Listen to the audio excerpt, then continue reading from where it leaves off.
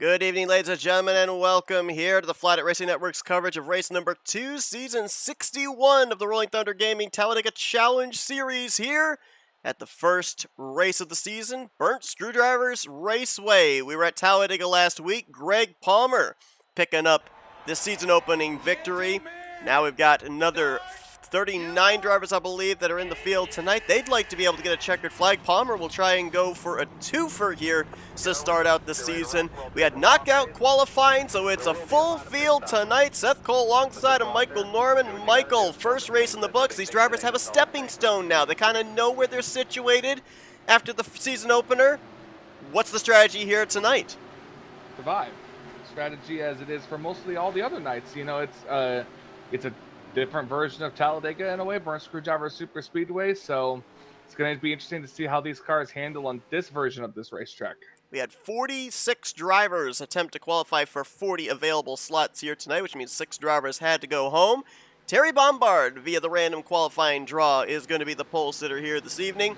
He's going to share the front row with Billy Elliser, Cy Jones, and Glenn Harris. They're going to be in row number 2. Jeff Crivello, Doug Kulik, row 3. Row 4, Greg Palmer, last week's winner, alongside of Chuck McClure. Jim Black and Grant Wesley going to complete the top 10. In row 6, we've got Ron Hagelin alongside of Jason Scheck. Row 7, Bob Dixon and Josh Metallic. Row 8, Jerm Lewis and Craig Hagley. Tim Nofsker and Dante Ricky be back in row 9. Alan Martin making his first start on the season. I believe his first start on FRN on the Tally Challenge Series. He's going to be sharing the 10th row with Doug Cady. Donnie Garrett's back in row 11th with Dave Melson. Row 12, Rodney Sellinson, Brian Schilling. Row 13, Bernie Mobbs and Ken Roberts. Row 14 will be Chris Emery and Joe DeSpirito. Completing the top 30 will be Kelly Causey and Jim Gloud. Row 16 finds Bob Seminara and Doug Woolley. Row 17, Brian Ross and Richard Martin. Row 18, Jeremy Jeffries and John Godfrey. Row 19, JT Mayhew and Jessica Schulten. And bringing up the final row of the 40-car field, Wiley Coate and Mark Paglia, the 6 drivers that failed to make the show, either didn't lay down a good enough qualifying time. There were a couple of drivers that actually gave up their spots for others to be able to race, so the 6 that will not be in the field tonight: Frank Rivard, Andre Mahjong, Robbie Nisus, Michael Harris, Hank Middleton, and there was another one, and I don't have it. Did you say Frank Rivard? I did. Maybe I didn't. Maybe I didn't say Frank Rivard. Rivard would be the other one. 66 laps of racing here tonight, and getting ready to go green for the first time this season at BSR.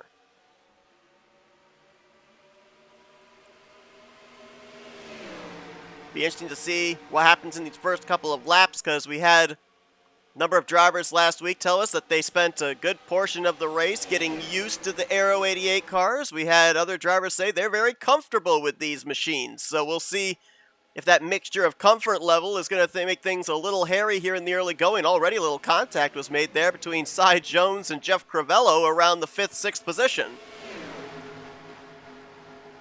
Cars all over the place here. 3 wide here early on. Hope they can take it a little easy here. Get some good runs in. Middle lane holding steady and strong right now. Yeah, we've seen in the past, ever since Burnt Screwdrivers Raceway was added on to the Talladega Challenge schedule, how inside line usually seems to be the preferred lane. Middle lane can work, but then you get the third line and it stalls out the momentum of the middle line. Cy Jones going to edge ahead here, though Terry Bombard led the first lap. Apologize for having some frame rate issues and some internet issues. I don't know what's been going on. I've been trying to figure it out all day, but we've been having some problems on the broadcast side. Internet has been spotty. I don't know what's going on and have not been able to find a remedy for it. It's ever since the computer ran an update this morning, so that might be part of the problem, and I'm not exactly sure what the remedy for it is. So apologies for that right out of the gate. If you see these cars shimmying back and forth, it's not because they're having internet problems, it's because the broadcast side is having internet problems. Is Jason Scheck, is that a French's Mustard sponsored race car? Pretty sleek looking there, as he's going to try and muster to the front.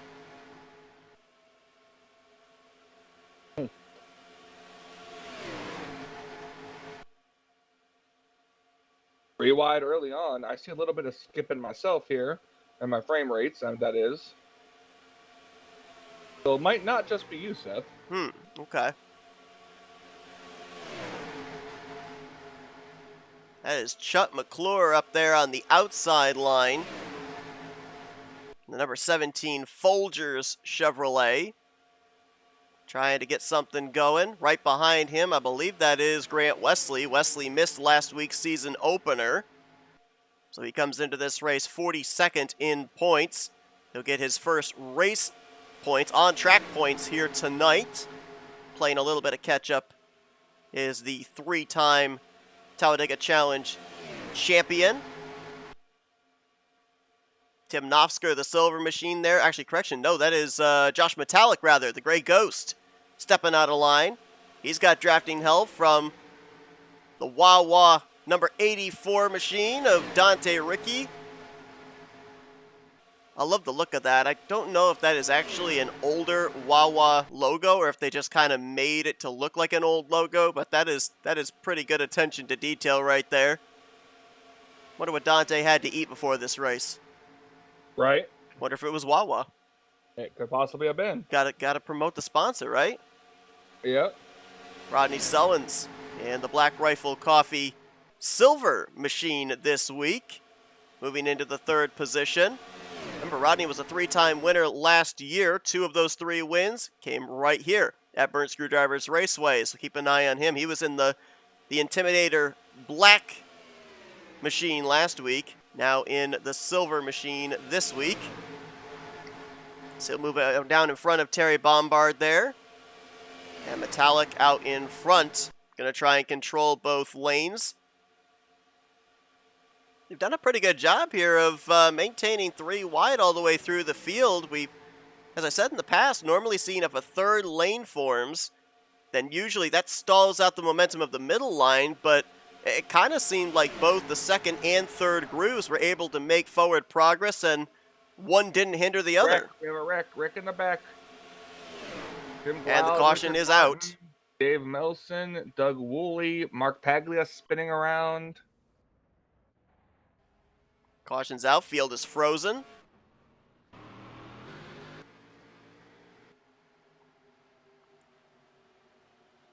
Last week did not end the way that the defending champion, Richard Martin, was hoping.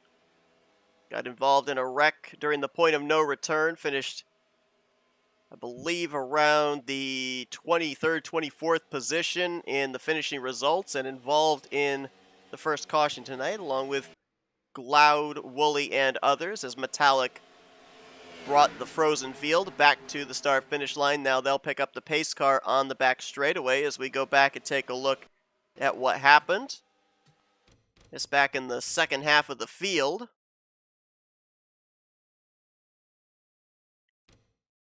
And it may have started around the 72. Let's double check here and see. Might have been some checkup. I think Jim Gloud might have actually gotten down on the apron there. Shot up the track, clipped the back end of the 43 of Richard Martin, and then other drivers behind. Doug Woolley, I think, was the car directly behind the 72. Got swept up, and other drivers up in that middle and outside line behind that also getting swept up in it. Hard to tell if there was any major contact made that would indicate a driver potentially either being off the pace or out of the race in the early going here. Let's check back with the 28 of Mark Paglia, who was the furthest back involved in this. Well. Oh, Paglia spins it around there on the apron. He was in the back of Craig Hagley, but never really was involved in the wreck, just loose down there on that flat apron with the speed he was carrying and goes for a little loop. Doug Woolley seemed to be okay. Dave Melson seemed to be pretty much okay. The 72 and the 43 did go up and hit the outside wall, but it didn't look, again, like it was super heavy impact. Now maybe a good shot on the left side door for the 43. But he hit it pretty broadside, so he might be okay. We'll have to double check once these drivers all get up to speed.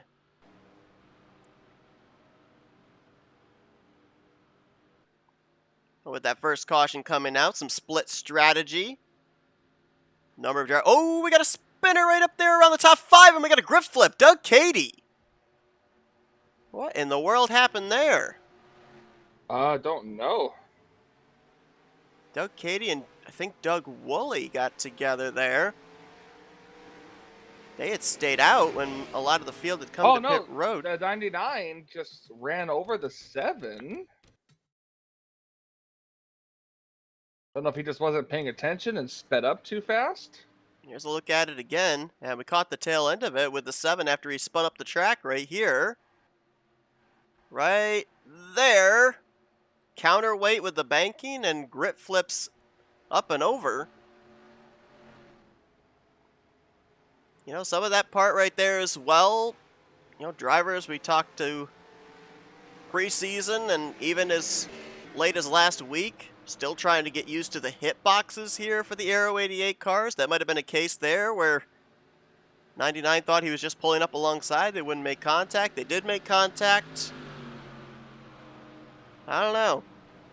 I mean, we saw last week, if you didn't tune in, the first, well, I would say 10-15 laps were relatively tame in terms of the drafting. A lot of space was given, but from car to car, front bumper to back bumper. We got further on in the race, drivers started getting brave. There was a lot of shoving on the straightaways. Joe DeSpirito, who finished in the top 3 last week, talked about how he felt comfortable pushing a car in front of him near the end of that race.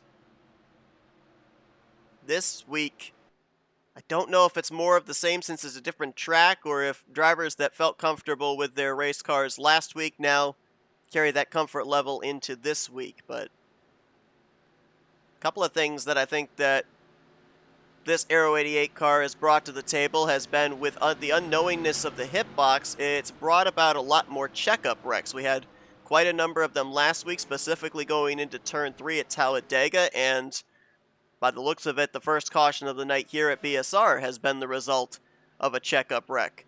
Now, the Aero 88 cars and the trucks that we ran last season and the few seasons prior run the same physics, so there's no difference there. It's the same setup, it's the same physics. The difference, though, is the size of the car. Yep, the size of the car and the hitbox. Yep. That's the big thing here, too. You know, you never know if you're going to be able to push in the right spot or not, and then, you know, like you were in the trucks compared to what you are now, so you never know what's going to happen.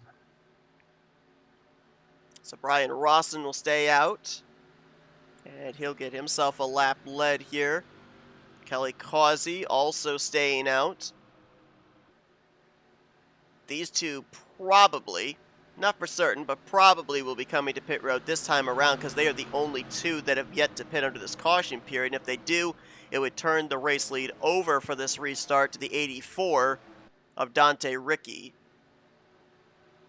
Terry Bombard, Chuck McClure, Josh Metallic, and I believe Grant Wesley will be the eventual top 5. We'll see if the 6 makes the duck onto pit road here, and if he does the Zip 00 follow him? Rawson's coming in. No indication from Kelly Causey. Looks like Buckshot's going to actually stay out, and he'll be the one to lead us back to green. So he'll be about 6 laps shorter on fuel than everybody else. We'll see if this strategy works out for him in track position over fuel. Maybe he's trying to think there'll be another caution. Yep. That's what he'd be hoping for. He would need the caution to come out roughly within the next 10 laps of the restart. Otherwise, he'll probably then have to come to pit road by himself, and that is not something you want to do at a super speedway. So we gave you the top 5. Kelly Causey, Dante Ricky, Terry Bombard, Josh Metallic, Chuck McClure. Grant Wesley will restart in 6th. Rodney Summons will be 7th. 8th place will be Jeff Crivello. 9th, Bernie Mobbs. And 10th will be Billy Elliser. It's like everybody that was involved in the wreck over in 1 and 2, they've come to pit road. They've made the necessary repairs, and they have returned to the track. All 40 drivers that took the green to start this race will take the green to continue this race, and all will be on the lead lap.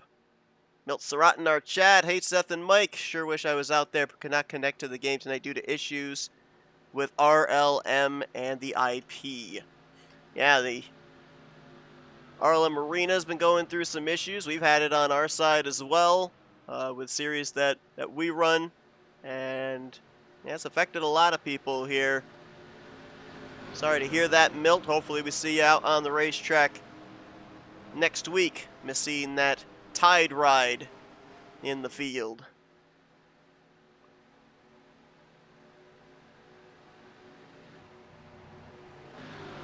We're going to go back green here.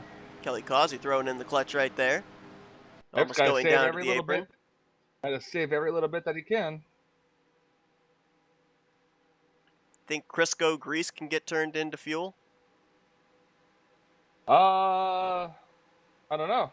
It's plant-based, so it'd be kind of like ethanol fuel, I guess, in a way, right? Something like guess. that. Be more like engine A lubricant than anything. Right. All right, here we go then. First restart of the night. After we ran the first 6 or 7 laps green with 3 wide all the way through the field. Kelly Causey going to get us back underway. Pretty even start between himself and Dante Ricky.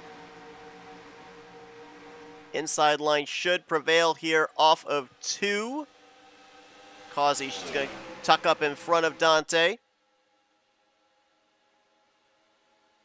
And carry that momentum down the backstretch. Ooh, little movement there. Third, fourth car in line. Metallic. Whoa, Billy Elliser had his hands full. 6th car in that middle line.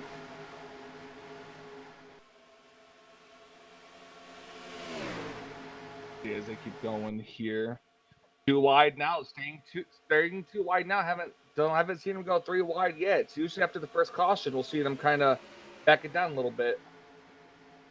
You always need that that one yellow flag to calm you down. The adrenaline's at an all-time high when the initial green comes out. Probably with the new car at this racetrack, you want to do a little bit of experimentation in the early going. Now you kind of take... Oh, we got a spinner! And we got a few of them. Ken Roberts, Jim Black, I think Wiley Coate were 3 of the trucks, I'm still used to last season. The cars that I saw no caution that looped around. No yellow. There's Jim Black, there is Wiley Coate, and there is Ken Roberts. And to your point, yeah, no yellow flag. The pace car still sits at the end of pit road. All 3 cars spinning, but the spins did not count until they were below the yellow line, deemed off the racing surface. And now the caution is out. And I believe this is an admin-thrown caution, Michael, because during the course of the off-season, there was an admin, it was series-wide, there was an admin decision that they reserved the right to throw a yellow flag if they felt something was caution-worthy. So this is, and I agree with the call, too, with having 3 cars around there off of turn 2 on the back straightaway. This is an admin-thrown yellow flag, second caution of the night. They've implemented this in all the other series during the course of the first couple weeks of the new season, Bare Bones and Speed Freaks, the Lightning Truck Series, and they implement it for the first time here this season in the Talladega Challenge Series. Let's go back to the backstretch and see what happened. This may have been the quick yellow that Kelly Causey was hoping for. He got some lap sled, some bonus points, and now he won't have to make that pit stop under green.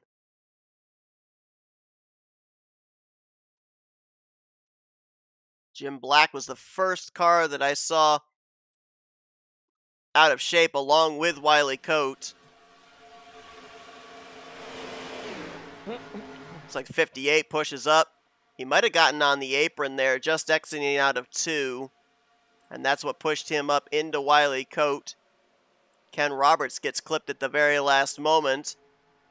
And Jim Black trying to get that car turned around there. At a moment, I thought that he might have actually lost a gear. Looks like he was trying to throw it into neutral and it wasn't shifting. But he does finally get the thing turned back the right direction and continues on. Let's see how close Ken Roberts was to missing this, because he just barely gets clipped. He's behind the 58 at this time. Right there. That's the hitbox right there of these Aero 88 cars. It looks like initially he's going to be fine, but when the 58 comes down across his nose, there's just the right point of impact for the hitboxes that it grabs the front of the 55 and catches him up in the wreck as well. That's the other effect of the dreaded bumper grab. Not only causing a wreck, but getting swept up into a wreck via the bumper grab. So Jeff Crivello stays out as a lot of the leaders came to pit road, including Kelly Causey. And this will be our second yellow flag of the night. We'll see what kind of fuel strategy games we have here and who eventually, when we go back green, is going to be the race leader. So we're going to step aside for an FRN race break presented by 260 Motorsports. And we'll be back here for the restart. Don't go anywhere. Coverage continues here on the Flatout Racing Network for the Talladega Challenge Series for Rolling Thunder Gaming.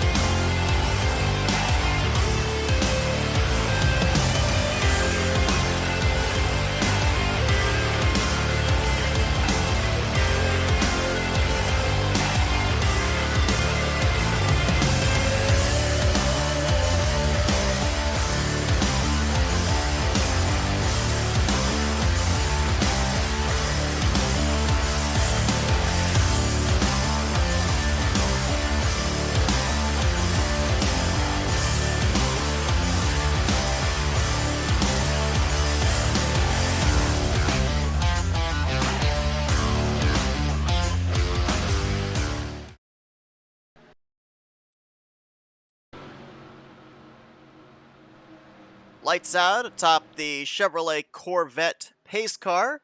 And we're getting ready for our second restart of the evening, which will be with 50 laps to go. Jeff Crivello going to be the one that will lead us back to green. He's elected the top side of the row 1. That'll put the 712, that's both sponsor and number, 712 of Bob Seminara on the inside line in second place. Doug Woolley, Terry Bombard, and Josh Metallic will be the top 5. Grant Wesley, Rodney Sowens, Bernie Mobbs, Billy Elliser, and Bob Dixon are going to be the top 10. Jeff Crivello coming off a good run last week in the season opener. He's tied for 8th in overall points, 12 points out of the points lead. Obviously, with only one race completed, points are super, super close. A lot of opportunities for drivers to be able to leapfrog their way through the point standings. On the flip side, too, with it being a full field here tonight, a lot of points on the table to be lost, and drivers could take a free fall through the point standings. So, a lot of pressure here for these drivers with the fact that there's a lot here that can be gained, a lot that can be lost, and it's all due to the unpredictability of superspeedway racing. No lap is ever the same.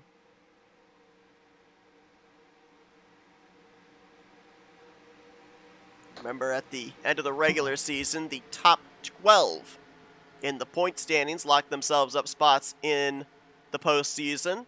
It's always a fight for those top 12 spots as well, as they just got flashed by the track. Whoa! Paglia! Missed a gear! Caution's going to be out again. Number of drivers there at the back caught up in that one. I saw the smoke from when that happened. Didn't Paglia have something similar to that last week? I don't know. I'm pretty sure he did. He was up on the first row or the first 2 rows on a restart, and he spun the tires then too. I think this is the exact same thing this week that happened to him last week. Mark said Mark misshift. I think he misshifted. He might have shifted to reverse. Yeah, and I feel like this is exactly the same thing that happened to him last week, because our telemetry last week showed that he had shifted down to reverse as well. So Mark Paglia and a number of other drivers were collected up in that one. There's the 28 of Paglia. He's spinning through the grass now. JT Mayhew, Jessica Sheldon, Craig Hagley, Brian Rawson. You got to wonder if these drivers were caught up. Jason Scheck, he was actually going to restart around 5th or 6th position. Made the late call at the 1 to green to come down pit road. Not sure if he was involved or not.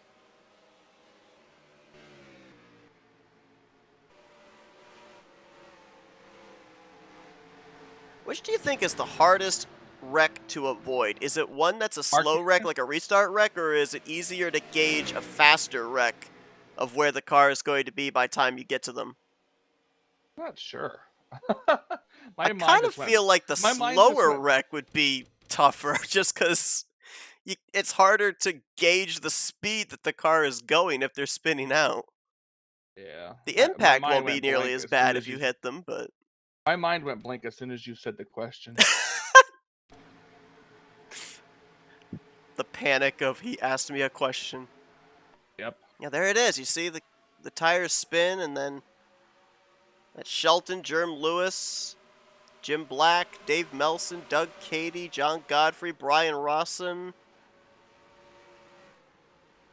23 just blew up. 23 did? Well, I was just told. That's Doug Hulick. Oh yeah, there's a lot of smoke just coming out the back of that car. We're back here live, and there is the Crayola Pontiac. Man, tough break there for Doug. Yeah, there you see the black smoke plume from underneath the hood. And Hulick's evening is over. Up to this point, we had nobody out of the race, despite the fact we're under our 3rd caution of the evening. Hulick is going to be the first, and remember what I mentioned about a lot of points could be gained or lost. Doug Hulick needed to gain points tonight. 34th after last week's season opener, 38 points out. This is not going to be a good points night for him, obviously, and he'll be heading into race 3, and pretty good divot to the points lead with the engine failure. It's saying an engine piston for the official reason of his retiring out of the race.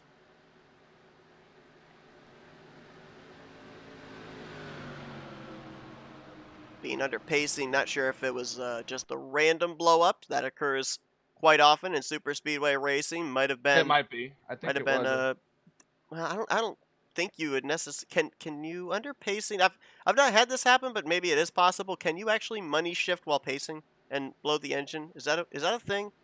Or are you I turning don't low know. enough RPMs that can't occur? I guess it depends on if you're in second gear or not. I don't Yeah. know. I have no clue. Because I do know I have it at times shifted from fourth down to first, and it's not been a problem under pacing. So Yeah. not sure. Might have been the random blow up, might not have been. But regardless, the end result is the 23 is now back behind the wall, and he will finish dead last. Well, with these 3 early cautions here in the first half of this race, we've had no need of the lucky dog. All drivers running still remain on the lead lap. Nobody's had to get back on the lead lap via the free pass. So we will have 39 drivers continue when we go back green here. Couple cars coming down pit road again just to top off. Bobby Farrell chiming in here in our chat about which is easier to avoid, an at-speed wreck or a slower restart wreck. He says neither. They're both difficult to avoid because they both collect a lot of cars. Yep, that's true.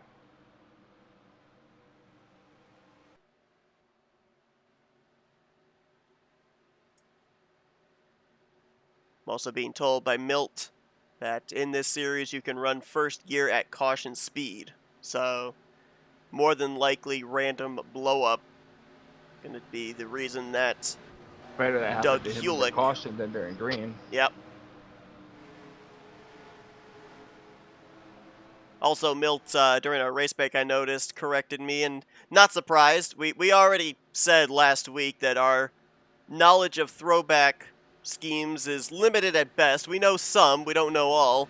And last week I ended up calling Milt Surratt's Tide Ride a Ricky Rudd throwback, and I'm pretty sure I said I was confident in that as well. Nope, it was a Darrell Waltrip throwback, he told me, so there goes the confidence. That was last week's confidence. It's different from this week's confidence.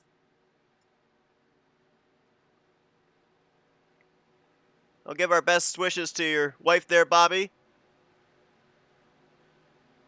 Yeah, we wish we could have seen you in the field here tonight as well. Hopefully we see you next week. Yeah, first night this season that drivers failed to qualify. 46 drivers showed up for 40 available spots. 6 had to be sent home. A couple of drivers actually gave up their spots in the field, so that way others were able to race. Yep. And that might be a story down the entirety of this regular season. It tapers off a little bit when we get closer towards the end of the regular season, drivers realizing they're not going to be in the playoffs, and then during the playoffs realizing they're not going to be battling for a championship. But especially here in the early going of the season, when everybody is near each other as far as points are concerned, it's when you have the big field show up, and as a consequence, the DNQs. Got a couple of drivers coming to pit road here at the 1 to green, including Jeremy Jeffries and Jason Scheck.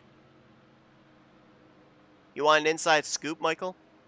Sure. So the 71 of Jason Scheck is sponsored by French's, and apparently he's going to mustard that thing to the front, hope that nobody catches up, and relish every moment he has out in front. I regret my life choices. Took me a whole effort and race break to come up with that one, ladies and gentlemen. Thank you.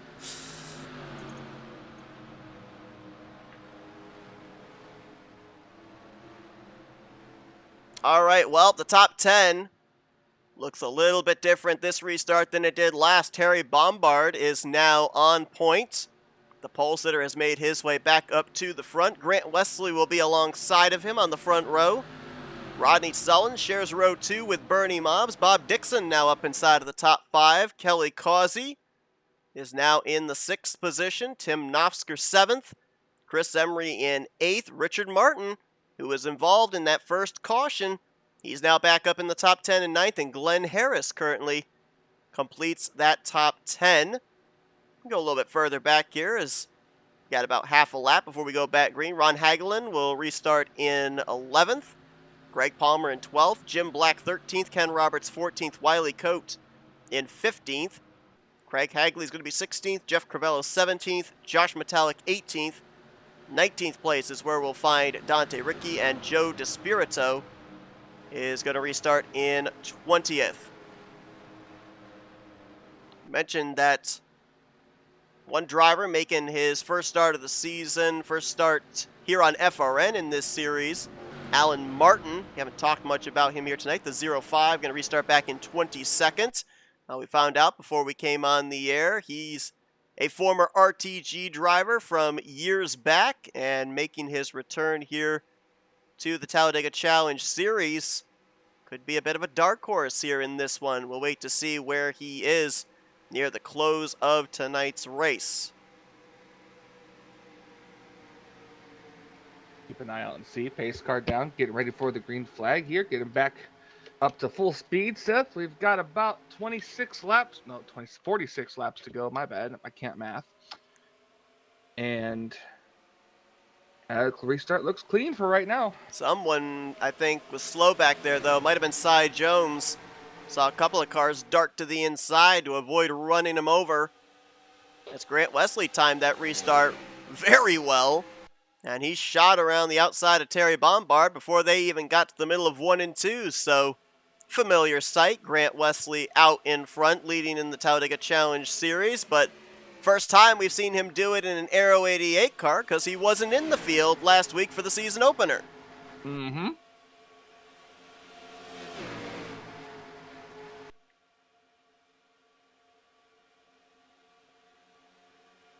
Middle line's got 5 cars. 6th place up in the middle line, well, the outside line now. That's Kelly Causey, and he's got Chris Emery with him there, one of the Blue Angel paint schemes. Tried to go the outside, but there's really nobody up there. Nope. Rodney Sullivan says, thank you very much, as Grant Wesley left the inside line open. A big push from Bernie Mobbs. Going to get him alongside of Grant here down the back straightaway. Let's see if Grant in that middle line can charge back.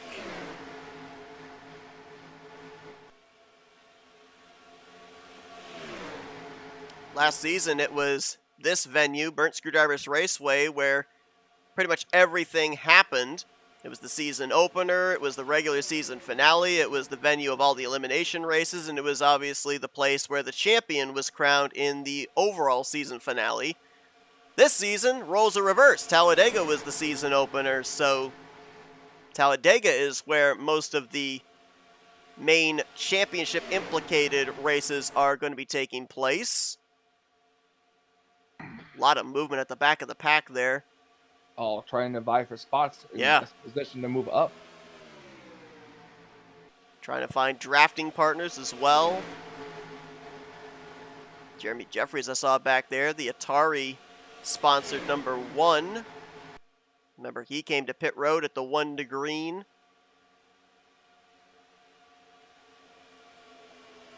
Middle lane, and you know, Grant Wesley able to stay on the lead. Third line's coming. Tim Nofsker and the Holly Farms machine. Chuck McClure up there with him. Dante Ricky, Richard Martin. How about the car 5th in line in that middle groove? Wiley Coate, number 5 Call of Duty machine. Remember, we saw him, what was it, about 10 laps ago? Spun around to the back straightaway with Ken Roberts and Jim Just Black, about, and yeah. he's made his way back up almost into the top 10. Ken's not that far outside of the top 10 either. He's around the 13th, 14th position.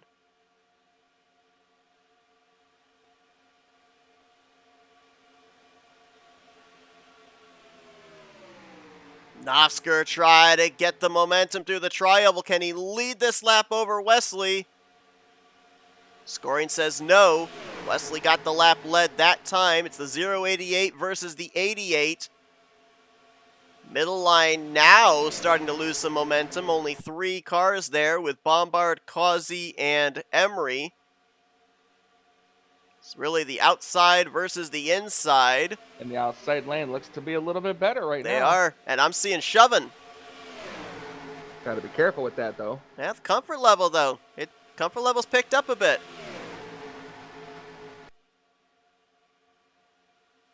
The experimentation is over.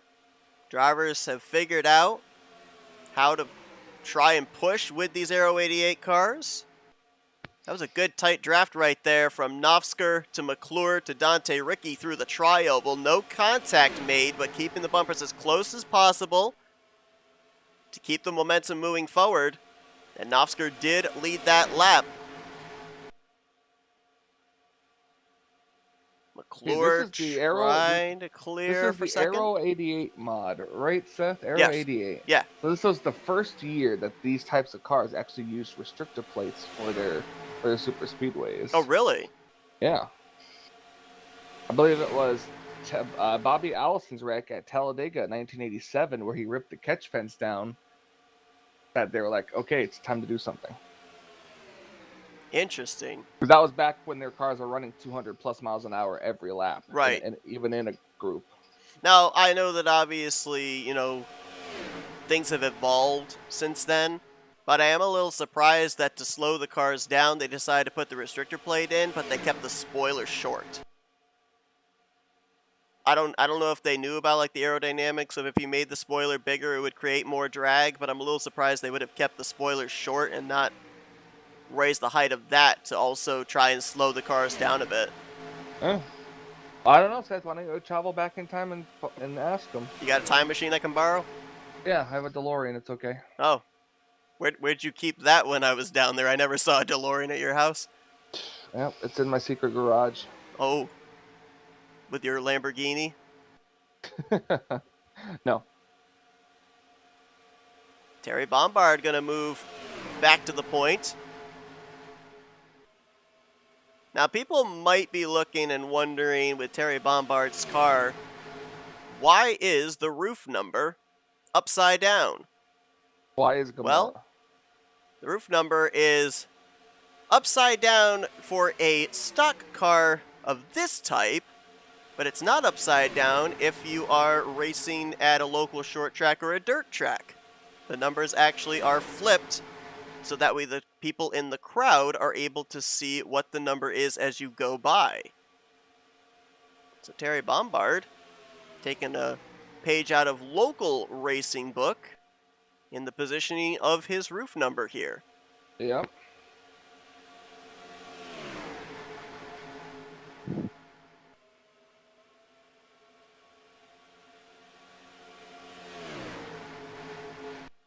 You know, when you think about it too, the roof number positioning the way it is would that be for television?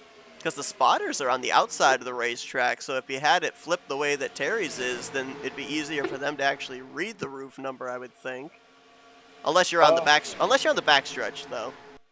If your spotter's on the front stretch and he's looking over on the back stretch. If the numbers are facing the direction of the crowd, that's different. That's strictly for the crowd. Right.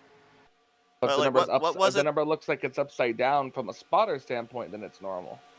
Yeah, but my thought is, like, why did they have the mandate that the bottom of the roof number has to be facing to the driver's side? I have no idea. I'm guessing probably for TV, because most of the cameras would have been in the infield. So that way when you're showing it on the television, the number is facing the correct way to the people watching on the television. Oh, but there's cameras on the outside too. Well, there are now, but back when they first started televising, I think most of the cameras would have been in the infield. I mean, heck, the cameramen used to actually stand in the infield grass as the cars were going by. Well, I mean, back then also, the TVs were so bad and fully green that you could barely read the number anyway. That is true. If you squinted hard enough, you might be able to make out what the car number was.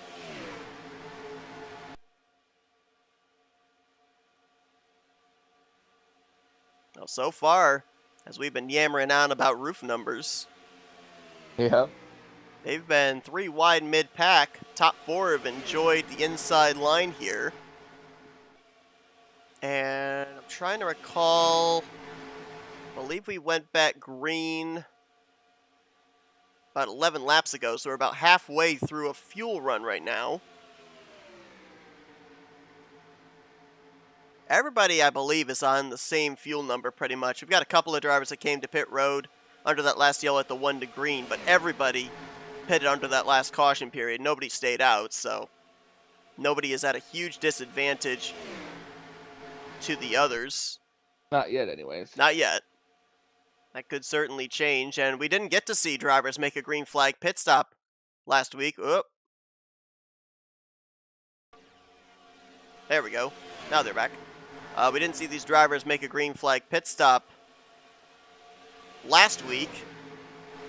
Tonight might be the first time we get to see them make a green flag pit stop with the Aero 88 cars. You talk about adjusting to hitboxes. How about adjusting from the hitbox of a truck to an Aero 88 car in terms of everybody's braking zones, in terms of hot pitting at a super speedway? It's going to be interesting. I don't think any of these drivers know what to expect in that regard.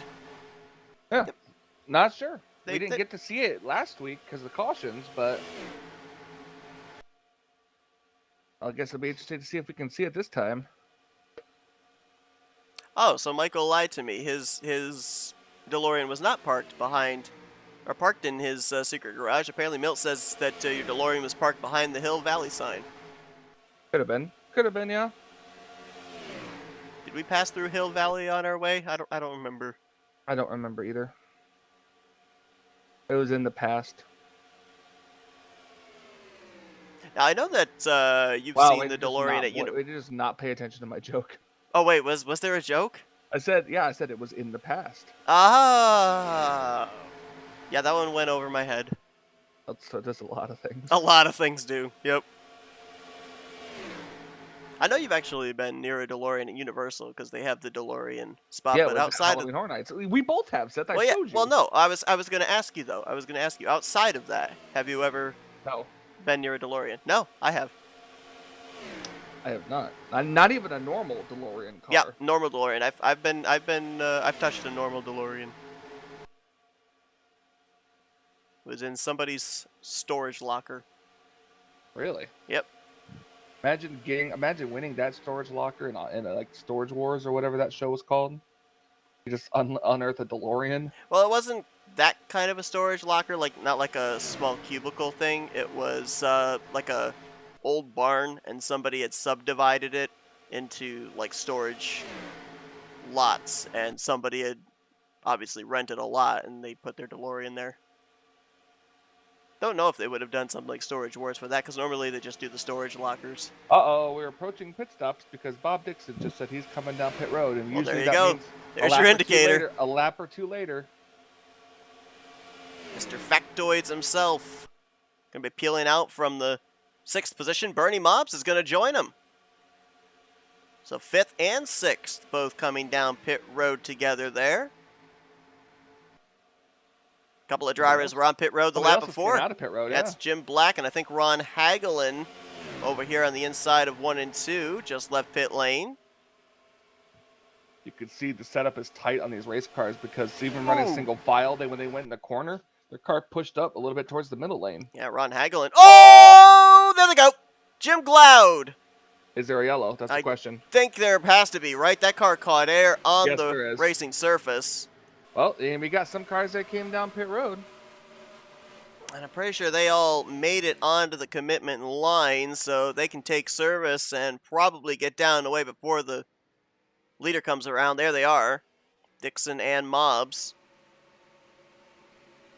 Well, they're going to gain a ton of track position with this. They'll get to stay out when everybody else comes to pit road.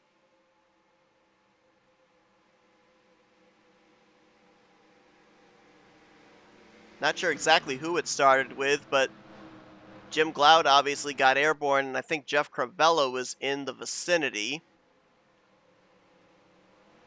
Might have been drivers trying to position themselves for the upcoming pit stops. So a majority of the field will yet to experience green flag pit stops here with the Aero 88 cars. About 4 or 5 drivers have tested it out here prior to this yellow flag waving. Let's take a look at what happened with 72 of Jim Gloud, who actually not only caught air on the backstretch, but also went up and over for a brief moment. I'm going to bring it back here to the middle of 1 and 2 because I reacted to Ron Hagelin coming off pit road, and he was pushing up towards the dotted yellow line there. And I don't know if maybe him coming onto the racetrack had something to do with this. No, they're already past him. Oh, is that bumper grab again? It looks like it was. Tim Nofsker bumper grabbing the back of the 72, and then Jerm Lewis goes for a slide as well. And there you see Jim Glaude on the brakes. And another grip flip. Saw Doug Cady have one earlier. Jim Glaude has one here.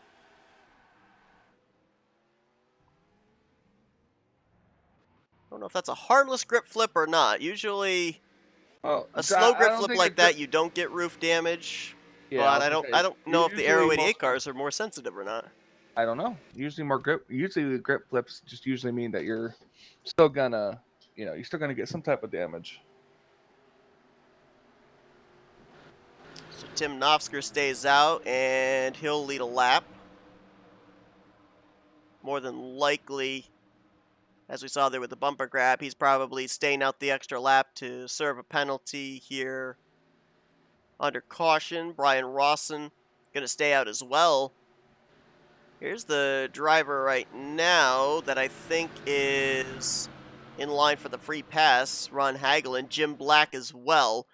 They ended up getting lapped just prior to the yellow flag coming out, and they are the only two drivers currently off the lead lap according to scoring, so they would cycle back around to the tail end of the lead lap via the lucky dog. Here's the two lucky drivers out of all of this, and that's going to be Bob Dixon and Bernie Mobbs. They both came to pit road, they got their service, they left pit lane, took the caution flag on the lead lap, and they're going to cycle out to the front row. So now we see Bob Dixon just about every race come to pit road a lap or two earlier than everybody else, and in this case that strategy definitely worked out to his benefit.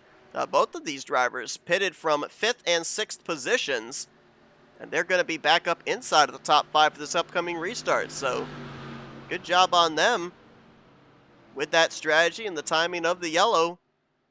Going to be putting them out in front for the upcoming restarts. We've crossed into the second half of this race. We'll be getting the restart probably in the vicinity of 25 to go. Looks like Terry Bombard, Joe DeSpirito, Grant Wesley will be the top 5.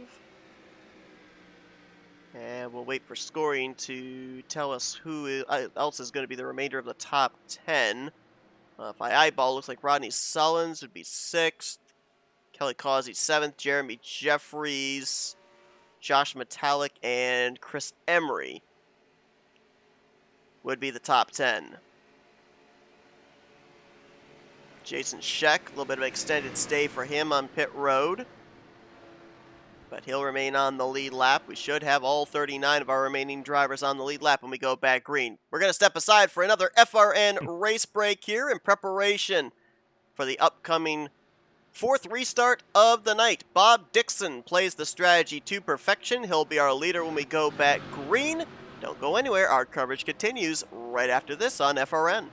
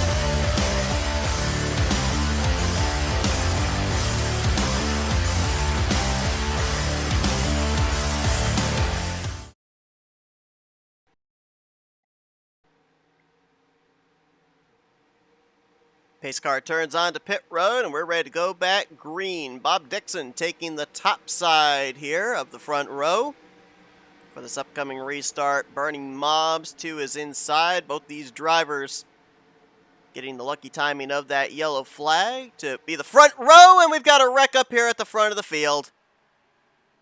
I don't know what the heck just happened. They tried anticipating the restart. Oh my Oh, Lord, we got a car flipping. That's Doug Woolley. And 99 just got sent. Yes, he did. And they're still hitting each other back here. Well, that was a mess.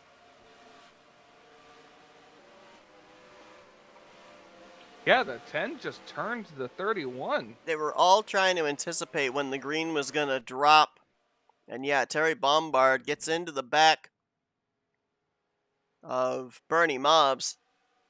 He had hit him a time before the 31 eventually spun out. The 31 was trying to make sure he didn't pass the 143. Remember, Bob Dixon was the leader, so he was supposed to be the one back to the start-finish line first. Bernie Mobs was making sure he didn't pass him, and I'd have loved to have been down in the racing room when that one happened. probably chaotic, as was this wreck that we'll go back and take a look at the replay of. So all that track position that Bernie Mobs had gained via the timing of the yellow and the timing of his green flag pit stop, that's gone.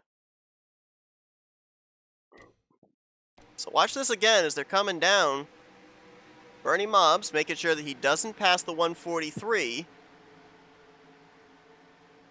And I'm watching his speed right now, and I wondered, you know, if maybe he was holding back, if he was dragging the brake, not maintaining pace speed. Our telemetry shows that he was, oh my gosh, that was Greg Palmer, JT Mayhew, what's that? Or Rodney Sullins. It was one of the silver cars. That was Rodney Sullins, and then they flung into Doug Woolley. But the 31, going back to my point, he was maintaining 70 miles per hour, so it wasn't like he was slowing. He just got hit from the back because they were trying to anticipate the start. Now, did the 10 get hit as well? Or was it just the 10 hitting the 31? Let's see. It was a 10 hitting the 31 because he was slightly up. He was half a lane higher. And then he just hit the hitbox as soon as they went, as soon as the right green there. came out. Man. Now watch the 38 back here. Right there, Sullins and Palmer glitched together. It flings the 22 of Palmer into the 99 of Doug Woolley.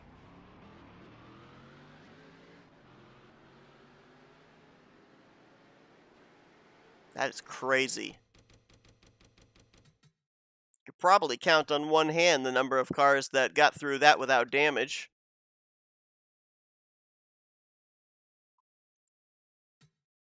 Watch this with the 22. Last week's winner, Greg Palmer. He's had a quiet night tonight. We haven't really mentioned his name at all. Gonna be very happy he has that win in the bag last week. Yeah, for real. Look at that. It's almost like he and Rodney Sullins were a tag team, and Rodney throws Greg into Doug, and Doug gets suplexed. Pretty sure that was a belly-to-back suplex right there that Greg Palmer put on Doug Woolley. Oh, I don't know. Do we dare try an onboard and see if it doesn't crash the game? I don't know. I don't think so. You shouldn't do it. Okay. I don't think we should. Now, pit road open. I think there's going to be a number of drivers coming to pit road to give their cars a little TLC, if anything. As Bob Dixon is going to be the leader. Donnie Garrett now up to second. Another driver we haven't talked much about tonight, and he was up front and center for most of last week's race. Finished, I believe it was in the 10th or 11th position last week, subsequently tied for 10th in overall points coming to this one. Chris Emery is now in third. Brian Schilling, I think that's the first time that I've said his name tonight. The 4 is now up in fourth, and the 5 right now is in fifth of Wiley Coate. Oh, well, how about this? You got the 4 and 4th, the 5 and 5th, and the 6 and 6th. I don't think we could have. I'm just thinking this to myself. I don't think we could have all numbers 1 through 9 running in spots 1 through 9, since we don't have Hank Middleton in the field. He failed to qualify tonight, and David Cannon is not in the field here this evening. But we could have the 1, the 4, the 5, the 6, the 7, the 8, and the 9. We could even have the 10, because we've got Terry Bombard. Jeff Supta's not in the field, so we can't have the 11, so it stops at 10. Huh.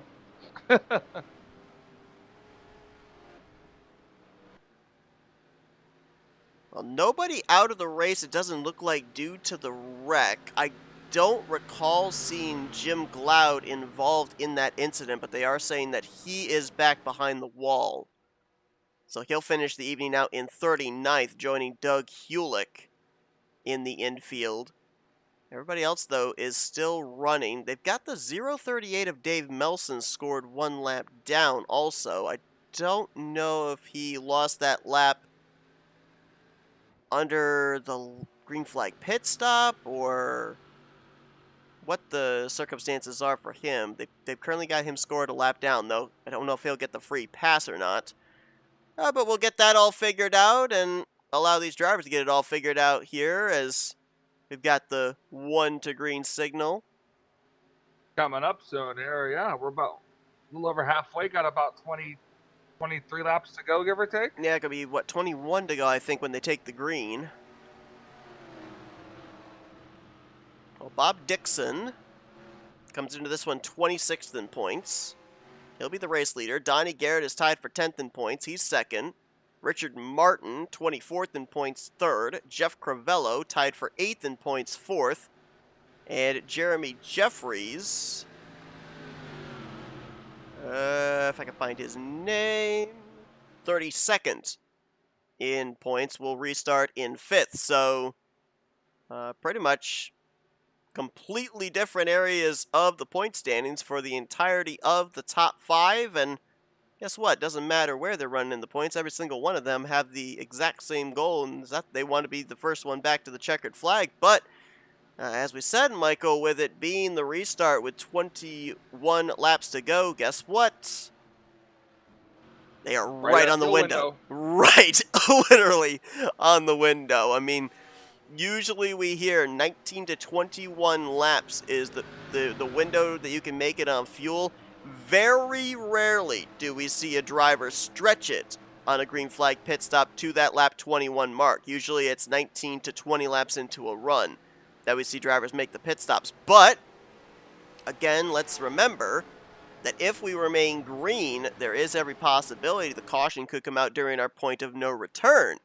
And then if you are a lap short or so, you can probably save that under pacing for the conclusion of the race. But they got to get to that point first. You saw Dave Melson go around. He did get the lucky dog, so we will have all 38 remaining drivers on the lead lap, or will we? I'll have to double check on another issue. Jim Blackbean scored a lap down. Looks like he might have fallen out of the server and has returned. Possible. So we will update on that as Bob Dixon gets us back away. Rodney Sullivan has blown up. And he's going to be able to get it off the racetrack in time. He had to let everybody on by. Looks like he is going to get down off the racetrack in time. No caution will fly for debris. Yet. Well, he's down. He's down off the racetrack. We should be good. Should be good. Stay green. Stay green. Boy, that was a tough situation for him. He had to wait till everybody got around because he was going to be on the outside line before he could eventually get down off the track. We stay green. You have to think that that engine failure has something to do with the warp wreck that he had with Greg Palmer. Had to have given him some kind of engine damage, and you saw the end result there. Tough break for Rodney Sullins, a driver that was in the Final Four, competing for the championship 1 season ago. This should be an interesting race now. I heard that aside from our race leader here, that a lot of the cars had some type of damage from that big wreck. And those different types of damage can affect cars in different ways.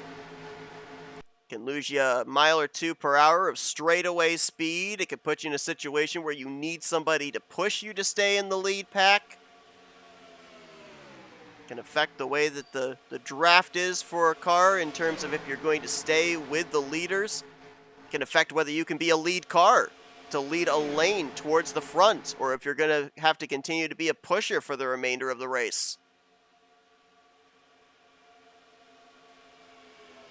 Jeremy Jeffries, big push there on the outside line, courtesy of Craig Hagley. And for the first time tonight, car number 1 leads a lap. So far, Terry Bombard has led the most laps here tonight. He's the only driver that's led double-digit laps, as a couple of cars just got the wall there off of turn number 2. I think that was Doug Cady, and I believe it might have been Alan Martin in the Garrett-sponsored 05, but they all kept it going. We still stay green. Terry Bombard is the only driver that's led double digits, as I said, 14 laps. Bob Dixon has led 7. 5 laps led for Jeff Crivello. 3 laps led apiece for Tim Nofsker and Kelly Causey, as well as Josh Metallic. 2 laps led for Cy Jones. And then, well, now 2 laps led as well for Jeremy Jeffries, with him crossing the line there. And then 1 lap led apiece for Richard Martin, Dante Rickey, Brian Rawson, Jason Scheck. So we've had a number of different leaders here tonight, and still going to have 17 to go when they come around here and hit the stripe this next time by. Middle Groove has found something. John Godfrey has now moved up into 4th behind Kelly Causey, and Jessica Shelton right there as well, moving into the 5th position. Yep, taking some good advantage of some of these damaged race cars. Well, I think a couple of these drivers there, the 711, the 9, the 84, I'm pretty sure I saw them caught up in that wreck on the restart. So maybe getting the minimal of damage to the other drivers that were around them in that wreck.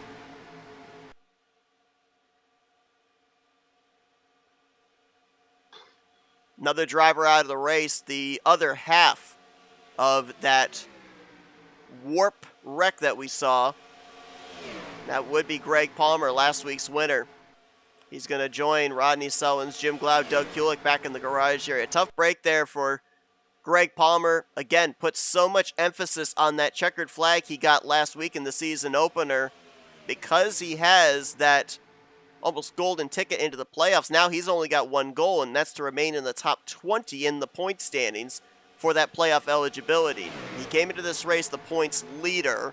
It'll be interesting to see if I don't think he would fall outside of the top 20, but he'd probably be down pretty close to that cut line, one would think, with the number of drivers we had in the field here tonight and only 1 race completed, the points as close as they are. Will be an interesting thing to follow up next week when these drivers head back to Talladega Superspeedway.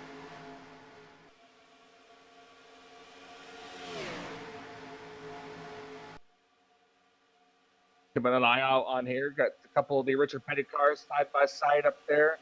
This middle lane's becoming the most powerful lane. You got Jess and Dante. Ooh! It looked like Jess got a little bit loose there. Could have been these hitboxes set then, you know.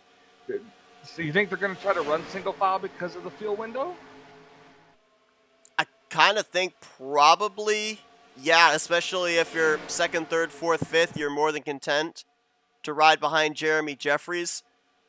It makes things interesting here, too. I mean, Jeremy obviously wants to be out in front, wants to lead laps, but at the same time, he's using up fuel. You got to wonder at some point, does he maybe think about ducking out of line, trying to find a space where he's able to get draft rather than creating the draft for everybody else behind him? The one thing I am a little bit concerned about with this single file, though, and you touched on it a little bit there with Shelton getting loose, might have gotten a little bump from Dante Rickey. There's wreck. Yep, caution's out. 7.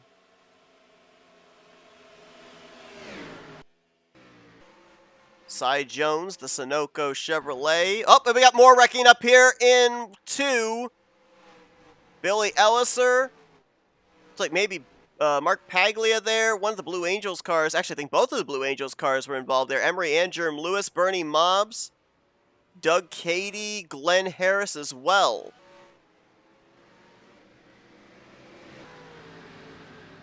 Pretty good damage on the mellow yellow machine of Billy Elliser. Thought I saw some good damage as well. Maybe some roof damage on the 31 of Bernie Mobbs.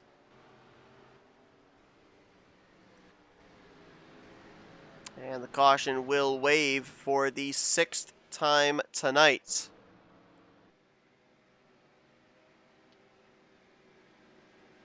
Let's go back and take a look at what initially brought out the caution first with Cy Jones through the tri-oval, and then we'll follow up on what happened over in the middle of 1 and 2.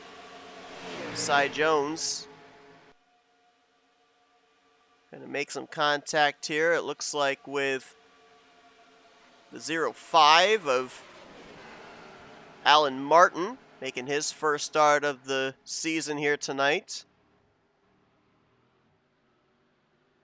He gets looped around into the outside wall, single car incident. And then afterwards, I don't know who the first one is that gets out of shape. Might have been the 26 of Elliser. They all fanned out when they came to take the caution, and I wonder if somebody ran over somebody else potentially.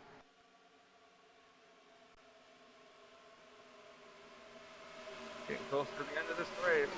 A couple of cars got down the apron there. Bernie Mobbs snapped around. Billy Elliser snapped up the track. That was Chris Emery right in front of him. It almost looked like Emery disappeared.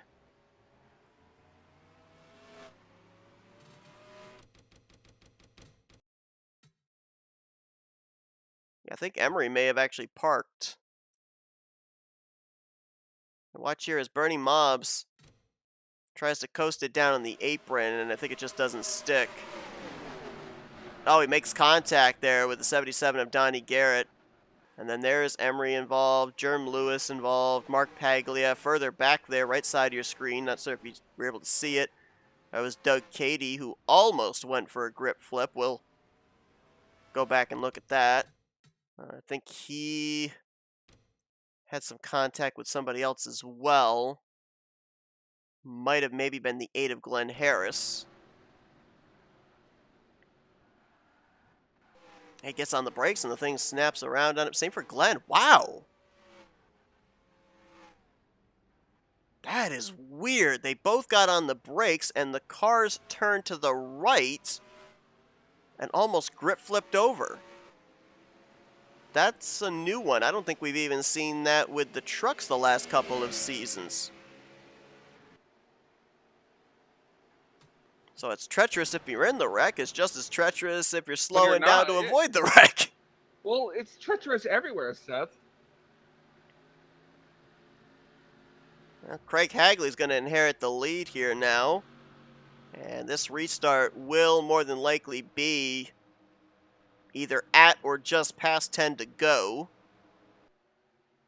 Chris Emery has indeed retired from the race, though it is not showing him as officially retired. At least not yet. Maybe our scoring needs to update itself here. But if what I think has occurred and potentially he crashed his game or something without officially retiring out of the race, that is going to probably add the extra lap of pacing on every one of the caution periods in the future, with the game reading that there is a lap down machine.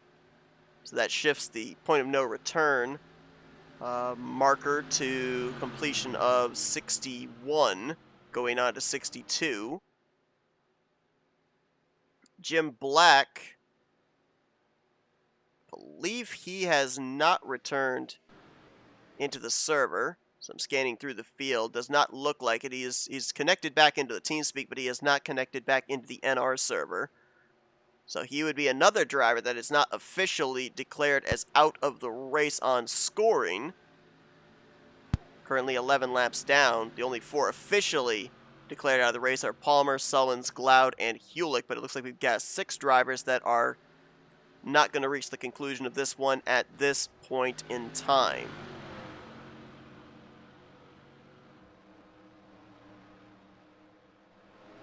All drivers that are running are on the lead lap, so we will not have any need for lucky dogs here under this caution period. Got James Qualls in our chat here. Qualls saying, loving these Aero 88 cars for the season's tally challenge. Yeah, James, definitely needed to adhere to the Encyclopedia of James Qualls with a lot of these throwback cars, because I think we batted about maybe 200, and that's being generous, on who was running the throwback to who last week. And we even found out this week that some of the ones that we said were throwbacks to a certain driver were actually incorrect.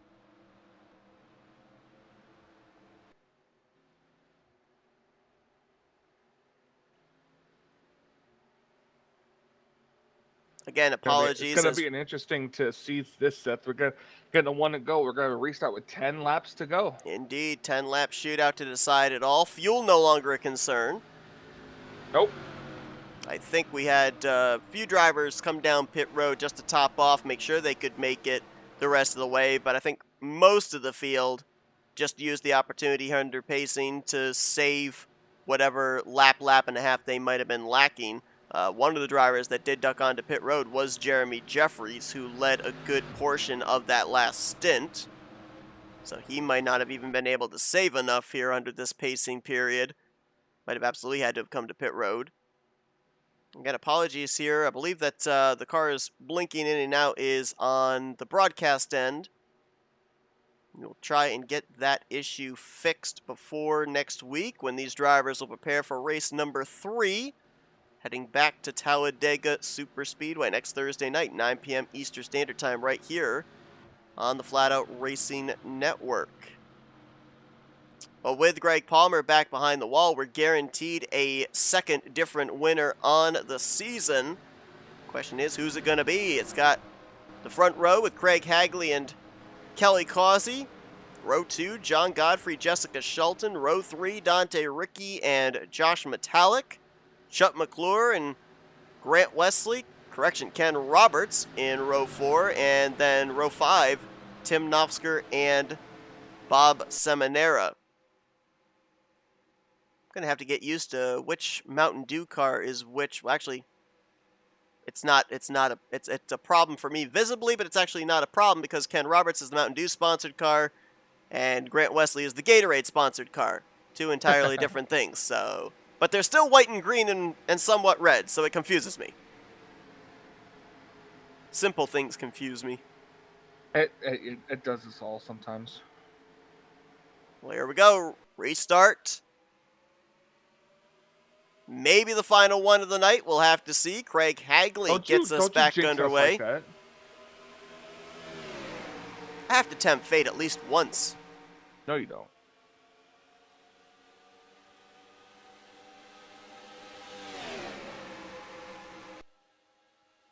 Craig Hagley, 14th in overall points coming into this one. Leading John Godfrey, Dante Ricky on that inside line down the back straightaway. Hagley was a big reason Jeremy Jeffries got to the front during that last stint. That was up in the top 5 for most of that run. Now out in front in that Ford T-Bird. Dante Ricky going to jump up to the outside line there. Try to see if they can't get that outside line moving. Dante Ricky, another driver like Grant Wesley, who missed last week's season opener, so he starts a bit behind points-wise, trying to utilize this race to gain those points back. Had a good run there out of turn 2. Looks like they're edging ahead little by little down the back straightaway, alongside of John Godfrey for second place. They're getting there, slowly but surely. Boy, the broadcast internet is super sketchy right now. The surprising thing is it's only happening, it looks like, on the NR thing. It's not happening on the broadcast software, so I don't know what's happening. I'm sure we'll get it fixed. And it looks like the broadcast is still running smooth too, so I am perplexed. It's just NR. Holy cow. It might just be NR on your end. It could be. I see the skipping. Yeah.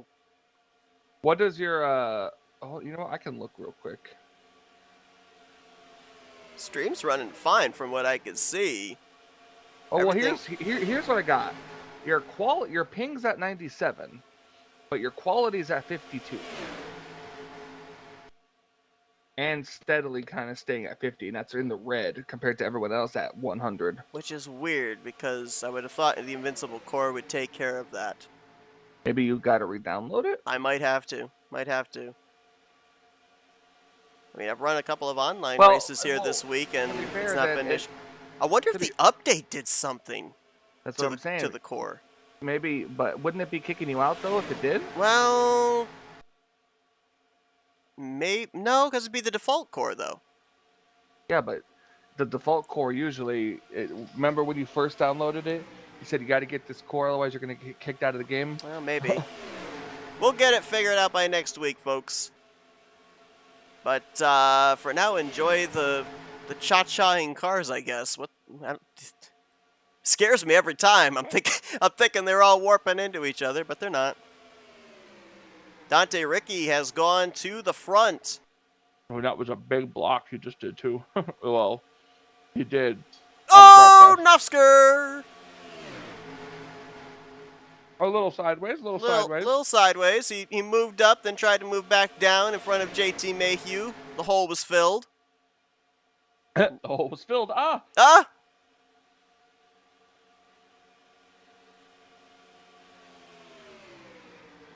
John Godfrey had a great season last year. Didn't have a victory, but finished 5th in overall points. He's currently running in 3rd.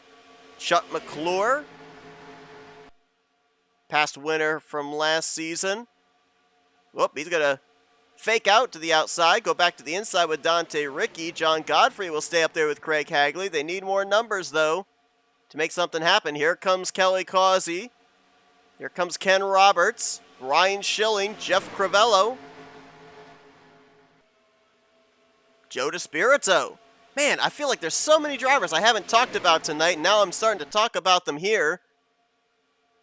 Last week's runner-up finisher, now 4th on that inside line in the City Chevrolet.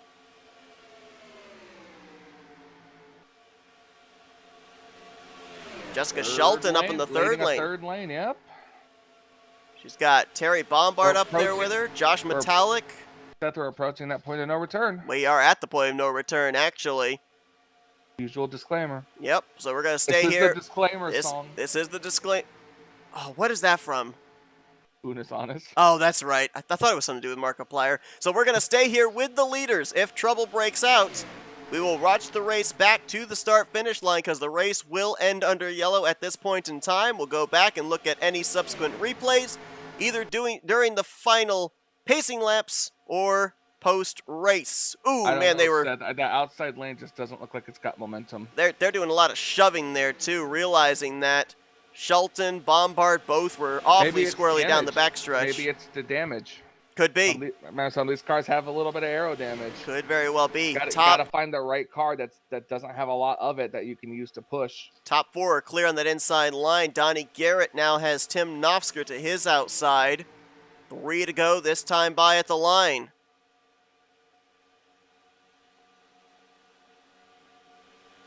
Dante Ricci going to try and make that bumper as wide as possible. You know Chuck McClure is not just going to ride in line. He's going to go for it. JT Mayhew right there in the 338. He's got a shot at his first ever Tally Challenge victory. Oh, there goes McClure to the outside, just like you said. Going up, going to pick up Tim Nofsker. And about 3 or 4 others in that outside line. Can they keep the momentum going, or does he stall them out? Looks like they've given up on that third lane. Terry Bombard's left out to dry. Most everybody else scarpered into the middle lane.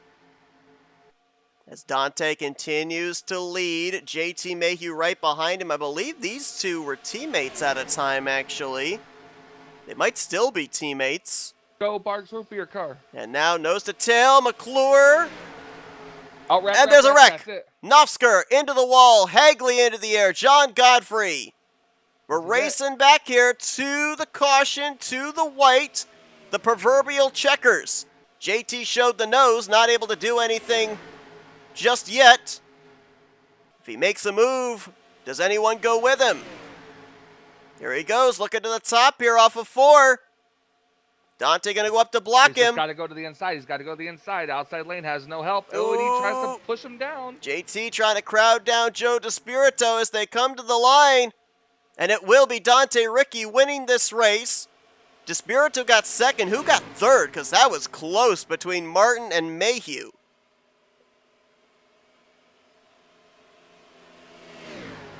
Scoring says Mayhew got it by 5 thousandths.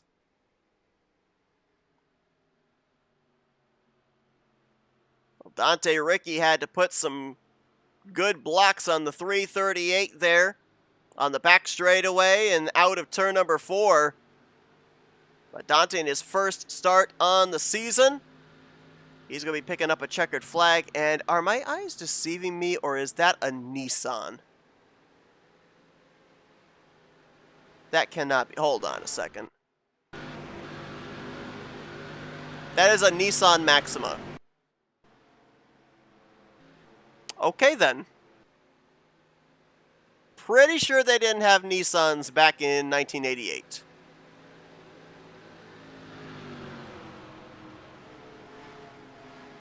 This might be the first win Nissan's ever had in the Talladega Challenge Series. It's going to be back-to-back second place finishes for Joe DeSpirito. JT Mayhew's going to bring it home on the podium in third.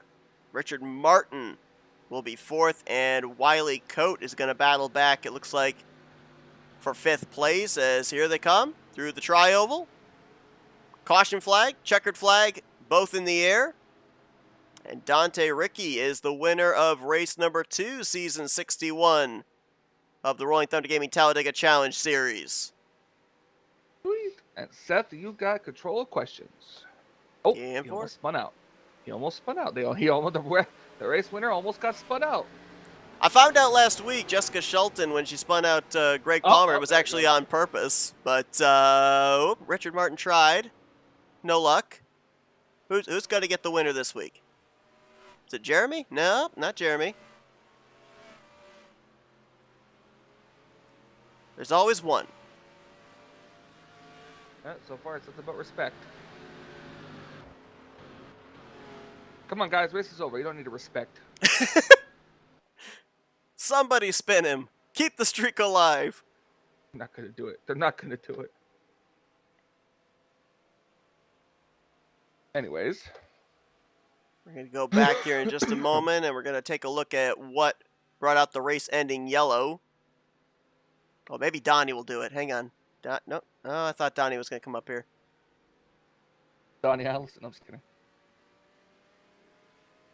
Had a number of drivers catch air there on the back straightaway for the race-ending yellow. Tim Nofsker, Craig Hagley, both had good runs going. Hagley's going to finish 27th. Nofsker's going to finish 34th. He didn't even make it back to the caution flag. Donnie Garrett, I believe, was involved in the wreck as well. And there were several others. A couple of big wrecks here this evening as Dante's going to bring the, I can't believe I'm saying this, Nissan Maxima to the start-finish line for some burnouts. I believe Dante didn't even take a provisional last week, so while other drivers that took provisionals came into this race with 2 points, Dante came in with none. And it will be interesting to see with a victory where he will be positioned in points at the conclusion, much like it'll be interesting to see where Greg Palmer is with his DNF after his victory last week. But burning it down here under the lights at BSR, Dante Ricky in the number 84 Wawa machine.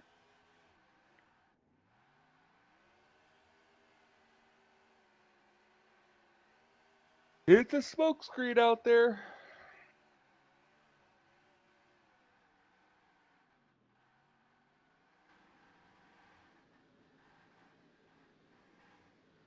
Not going to have any good years left.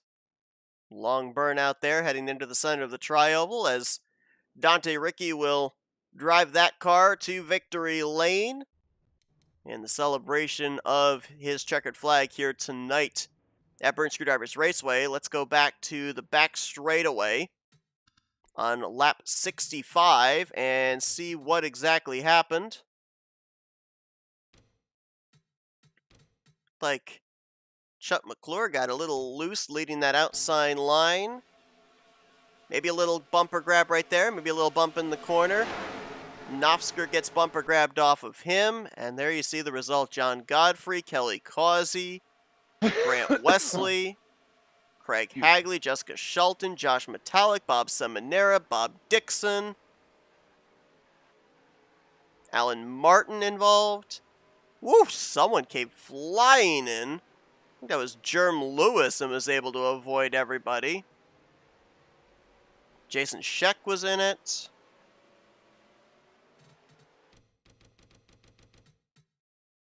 As you saw, Knopfsker did not reach the caution flag. Finishes 2 laps down here tonight. Here's a look from Craig Hagley, who had a great run going this evening. It led 7 laps. Brian Schilling was also in this wreck. Doug Cady. There's Scheck back there in the 71. Grant Wesley able to continue on, but he was involved in it.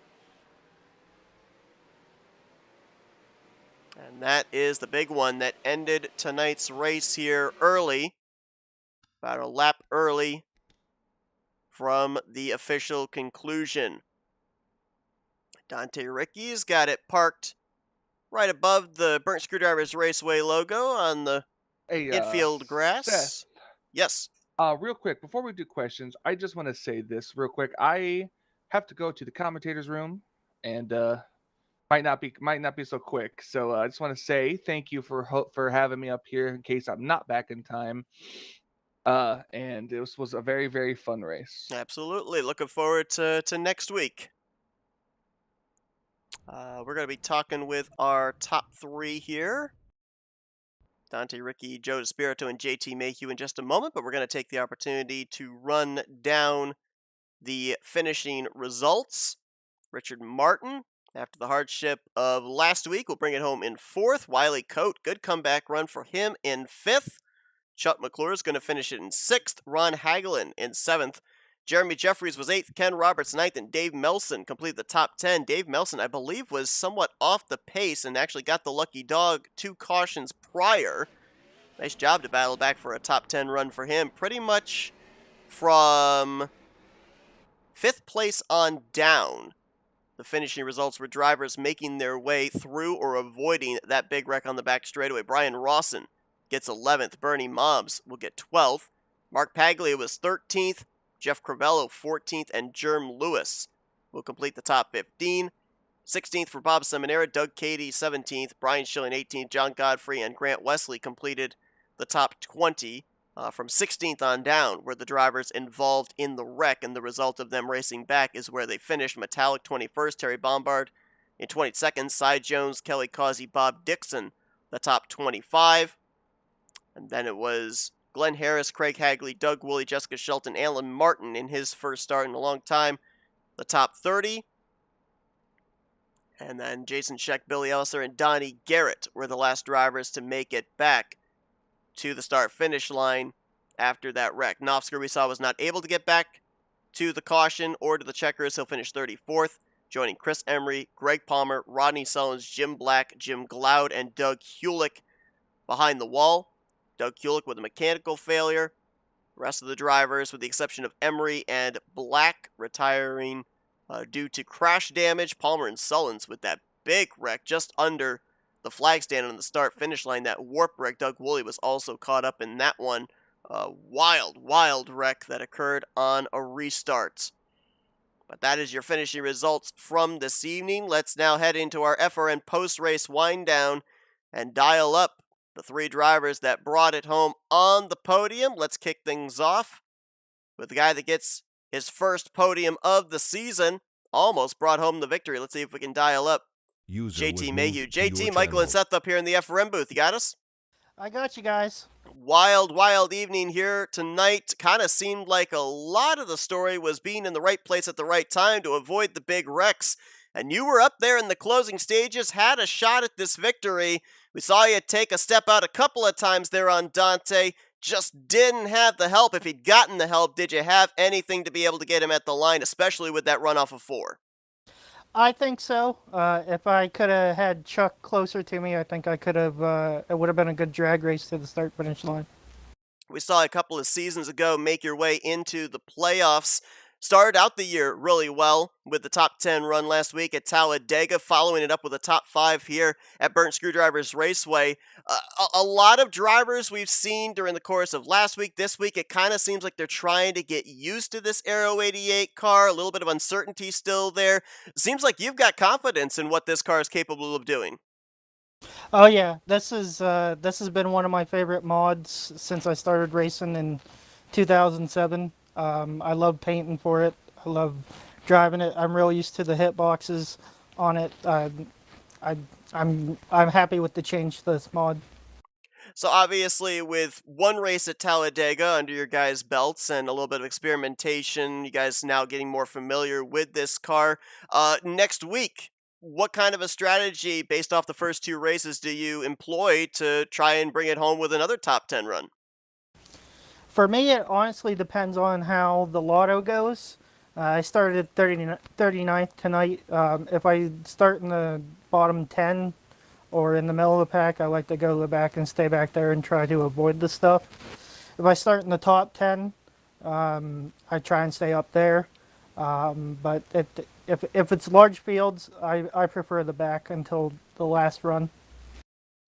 We'll work that strategy to perfection here tonight. You bring it home with a podium finish, a second top 10, first top 5 on the season. Going to be in a very good position points-wise heading into next week. Congratulations on surviving here tonight with some of the big crashes that we saw, bringing it home with a great run, JT. Before we let you go, the floor is yours for thank you, sponsors, and shoutouts. Well, thank you guys as always to covering the race. You guys do a great job as always. Appreciate it. I'd like to thank Sean Prime and David Bones Cannon, the 2 owners of the league. All the admins of this series, especially Josh Metallic, Tim Nofsker, Wiley Coat. I'd like to send a shout out to my dad, Terry Bombard, my little brother, Mitch Bombard, and my older brother, Jim Crovello. I'd also like to thank Brian Schilling for working with me tonight and Chuck McClure as well. Always fun working with those guys.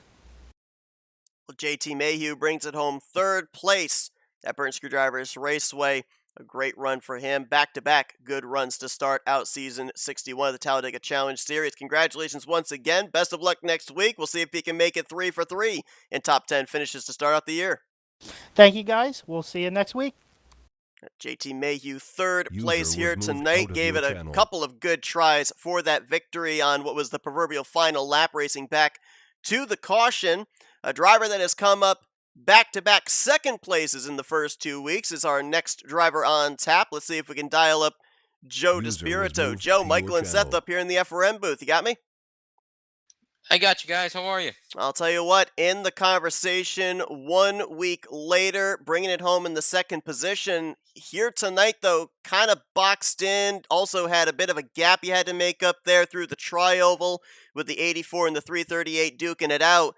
You need that extra lap there to be able to get around them. Did that caution just kill any hopes you had of being able to pick up this checkered flag tonight? Yeah, I guess I did have a chance there. I really, 3 or 4 laps before that, I didn't think I had a chance. I just was trying to get a top 10. One of those cautions on that restart where Bernie and the 10 car got into each other. I did hit the wall. I think I had some very minimal damage. I thought I was like 1 or 2 miles an hour off. So I didn't think I was fast enough to lead a line. So I was kind of just riding the bottom, and I just got all the way up to second. It worked out. Now, I don't know if it was the big wrecks that we had here tonight or something else, but it kind of seemed like as we got into the second half of the race and closer towards the end, I was naming off drivers that I hadn't mentioned all night long, and I don't think I mentioned your name until we even got to like 10 to go. Were you playing it safe? Was it the wrecks that kind of had you changing your strategy and how quickly you moved up to the front of the field? What was it? Because you came up there at the right time near the end, but we really didn't see you up there all night long. Yeah, it was again with this new mod, people are trying to figure out, you know, where to push and when to push and when not to push, and this is the first time running this track. We ran Tally last week, so you're trying to figure out the lines and what's the fast lane with this mod and stuff like that. So there's some learning going on still too. So I didn't feel like there was a lot of places to pass. It was kind of a parking lot a lot of the race, and then with the cautions, people are changing their strategy and going in, and it just was kind of bogged down and clogged up a lot. So there wasn't a lot of spots to get up there. And when I finally did get up there, we had a wreck on the restart, and I just had to ride the bottom till the end, and it worked out. So obviously, back-to-back second place finishes up there when it matters the most. You talked about trying to still continue to get used to this Aero 88 car transitioning over from the trucks.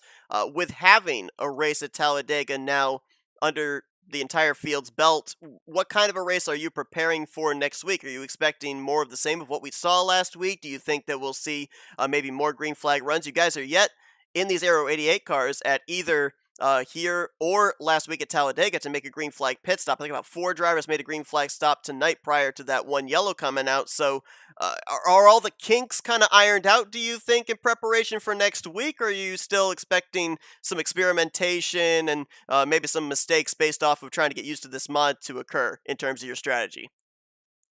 Yeah, I don't want to be too negative about the mod. It's just, but it's going to take some time. This track compared to Talladega, the lanes are wider here, so you have a little more leeway here. So when you go back to Tally, I guess we ran it last week, so it might be a little better, but it's tighter. So you're gonna have a little bit more aggression turn into more wreck. So it's hard to tell. I'd like it to be more green flag, of course, but um, we might have a record of cautions this season, but we'll see. Hopefully it's better. That's all I can hope for. Well, a great start to the season for you. More than likely going to be taking the points lead into next week. We know you're the defending champion of the bracket series. We know that'll be starting up pretty soon. And of course, as well, those very valuable bonus points for the regular season champion. I know you're gunning for those as well as trying to get your first checkered flag of the season. Great start to the year for you, though. Back-to-back seconds. Before we let you go, Joe, the floor is yours for thank you sponsors and shoutouts. Yeah, appreciate it. Thanks, Seth. I want to thank you guys at FRN, always putting on a good show. Love watching the broadcasts. I want to thank RTG, Josh doing a great job on Thursday nights, of course. 260 Motorsports is sponsoring us this season again on FRN. I want to thank my team, Mobs Motors, and my sponsors, Old City Fly Shop, oldcityflyshop.com, shipping anywhere in the U.S. Able Reels. I want to thank everybody watching at home. I got my dad, Uncle Travis, Paul from Stuart Haas, LC, Dan, and all my friends at work. Thanks, guys. Joe DeSpirito brings it home second place here this evening, and he'll carry the points lead into next week when we head back to Talladega. Congratulations on the good run. Best of luck here next week. Thanks. Good night. And we're going to go down to victory lane. Dante Ricky in that vintage Wawa Nissan Maxima. I did a little bit of research. Apparently, that Wawa logo was featured in 1890 to 1964. So that is, I believe, 2 logos ago from the current one. Let's see if we can dial up the driver down in victory lane here. See if we can get a hold of tonight's race winner, Dante Ricky. Dante, Michael and Seth up here in the FRM booth. You got me? Not again. I'm No. sorry, you win a race and you have to talk with us. That's the one downside of taking a checkered flag here. But man, I mean, we know whenever you're in the field, you're always a threat to win this race. Here tonight, though, It seemed like a lot of the guys that we're used to seeing run up at the front, it took them a while to get up there. I don't know if it was the lotto queue. I don't know if it was the wrecks that took place. Obviously, I know that the caution coming out when a lot of drivers are planning to come into pit road came into play. Uh, what was it like trying to cut your way up through the field and being able to position yourself where you were at the end? Well, the strategy is always the most important part of these races, and we've seen many different approaches from drivers of various skill level.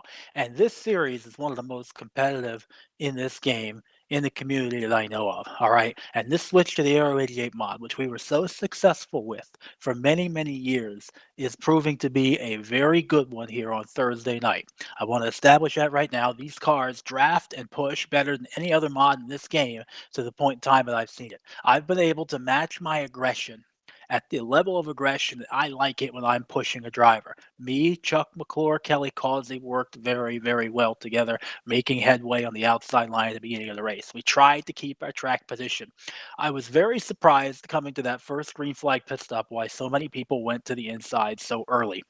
I, believe it or not, had like 5 or 6 laps projected, and it was me and Wiley and Josh and a few others. We decided to stay up on the outside. There's no reason to go down low just because your fuel says 6 or 5 remaining. Run in the middle of the track, let the chaos ensue. Don't get in a line and check up. Get yourself in a position for clean air. That'll help you stay out of trouble. Now, if the caution does come out, you're probably at a disadvantage, but you can live with that.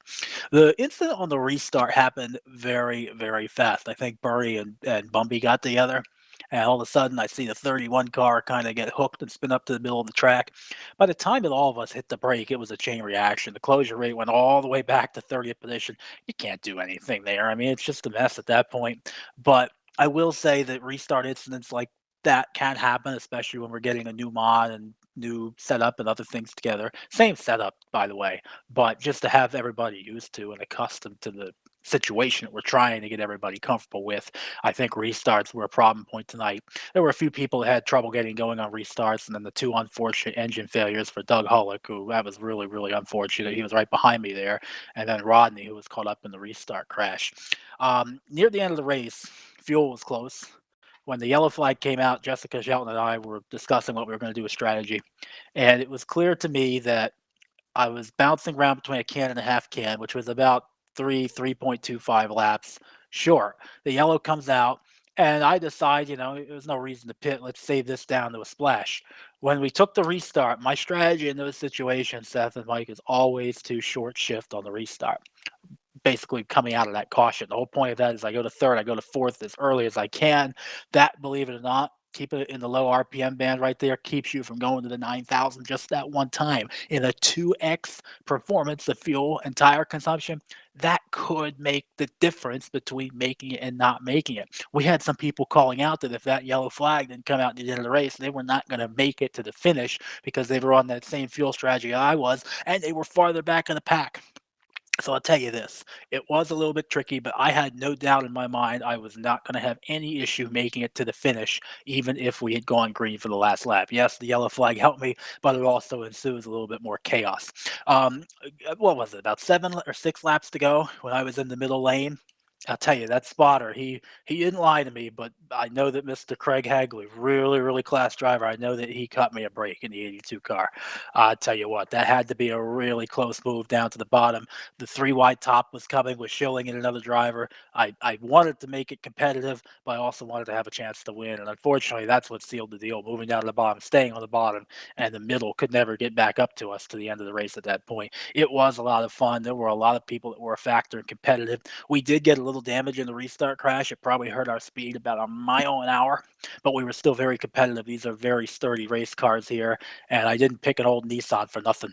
I'm really happy with the performance, and I'm going to be very, very part-time on Thursday. I usually work Thursday evenings, but boy, Seth, Mike, I really miss this, and it's just so much fun to come back here and win a race. Even if I don't win, to just enjoy it for a night every once in a while. Yeah, I think probably the first time that a Nissan has won a Tally Challenge race. I'd have to go back and look, but I'm pretty certain that's a factual statement. I want to pick your brain here for a moment because obviously it sounds like you're an avid supporter of this mod with Super Speedway Racing. Here tonight was going to be a test case at Burnt Scrubbers Raceway for the drivers. We saw it last week at Talladega. One thing that I did notice here this evening that we didn't see with the trucks in the last few previous seasons, you mentioned same setup, it's the same CTS physics. Yes. Normally with the trucks when we were here the last couple of seasons, if the middle line had a third lane above it, it stalled them out. Tonight it kind of seemed like a little bit of that would happen, but not as often. It kind of seemed like the middle line and the third lane could both move forward, and we had some good three-wide racing all the way through the field around the middle portion of this race and towards the end. Is there any mitigating factor that you can attribute to? Obviously, there's the only thing that really stands out is the difference of the mod.